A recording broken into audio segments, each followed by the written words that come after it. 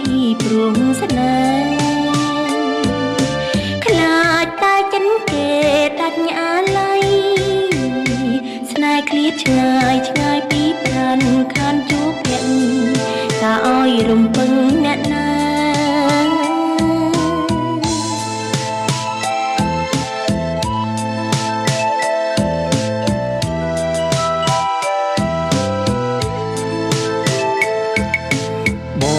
មិន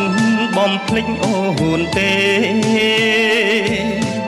បងឃ្លាតពីស្នេហ៍ម្ចាស់ចិនដា